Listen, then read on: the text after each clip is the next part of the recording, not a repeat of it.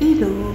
Après avoir filmé une vidéo d'entretien des plantes du bureau, je me suis rendu compte que ça avait quand même pas mal évolué depuis le dernier plan de tour. Pas énormément, mais il y a eu quand même du changement. Donc j'ai voulu profiter d'un rayon de soleil pour vous faire un petit plan de tour du bureau.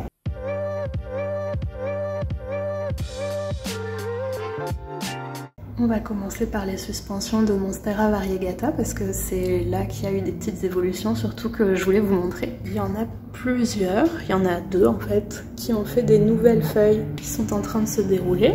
Donc c'est cool. Après, elles n'ont pas l'air fenestrées et il y en a une qui a l'air carrément verte. L'autre semble un peu plus blanche. Après, il est peut-être un peu tôt pour dire aussi. Là, elles sont vraiment très enroulées encore. J'en profite pour regarder un peu aux autres étages. Je pense que ça, là, c'est une feuille qui va bientôt sortir. Ça serait peut-être l'occasion de refilmer une vidéo déroulage de feuilles, pourquoi pas. Et l'autre bouture, là, la bouture de tête, il se passe pas grand chose non plus. Ça, je pense pas que ce soit une feuille qui est en train de sortir. Si je vous filme, c'est mieux. Ce renflement là, bon, l'avenir nous le dira, mais franchement, je pense pas.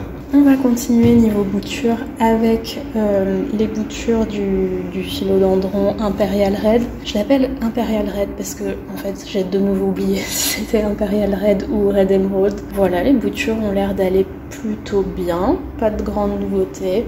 Ça, je trouve ça toujours archi ignoble ce long truc, mais je ne fais toujours rien pour que ça s'arrange, donc c'est peut-être mérité un petit peu aussi. Ensuite, l'orchidée qui est en train de fleurir. J'ai l'impression que je dis ça depuis... j'ai regardé le début des rushs parce que du coup j'ai commencé à monter la vidéo d'évolution de cette floraison là. Je crois que le premier rush il date de novembre. Genre le début de Ample Floral il date de novembre, on est quand même fin février, donc je trouve que c'est un peu abusé au niveau temps que ça prend pour fleurir. Est-ce que vraiment c'est normal que ça prenne plus de 3 mois pour faire une floraison? J'espère que ça va durer bien longtemps après en tout cas. Et aussi je disais du coup aussi je suis peut-être pas assez sérieuse pour les arrosages, genre je crois que j'ai oublié d'arroser pendant 10 jours, donc peut-être que ça l'empêche un petit peu d'évoluer plus vite que ça, mais j'apprécierais que ça avance un petit peu plus. Ensuite, la plante mère du philodendron Red Emerald ou Imperial Red, on ne sait toujours pas. Elle a l'air plutôt pas mal. J'ai essayé d'être un peu plus sérieuse sur les arrosages.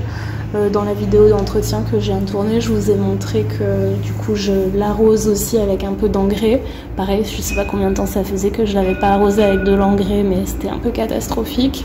Donc visiblement ça a l'air de un peu mieux lui plaire quand même comme traitement. Pareil, j'ai repris les douchages. Alors je sais qu'on est en février, les plantes elles supportent un peu moins l'humidité au mois de février, mais vu que ici j'ai une clim réversible, en fait le chauffage il dessèche vachement les plantes, donc finalement est-ce que c'est grave qu'elle soit humide?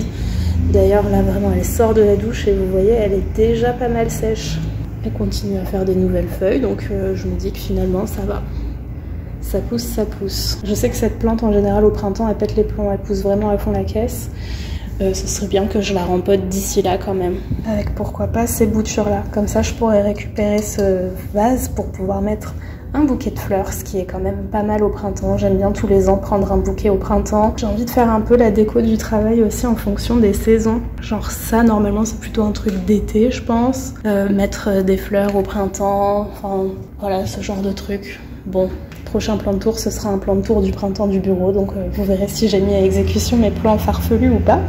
Ensuite, l'autre orchidée, il se passe pas grand chose au niveau des feuilles, au niveau des racines, je crois pas trop non plus. Par contre, elle est en train de faire pousser une ample florale, je sais plus si c'était le cas sur le plan de tour de janvier ou pas, mais en tout cas ça pousse. Je crois que c'était déjà le cas, parce que comme dit précédemment, ça a l'air de prendre des mois et des mois entre le début d'une ample florale et une floraison complète. Pareil, ça pousse ultra lentement, mais comme j'avais arrosé n'importe comment, sûrement qu'elle s'est pris un stop dans sa croissance. Là du coup pareil, j'ai bien arrosé.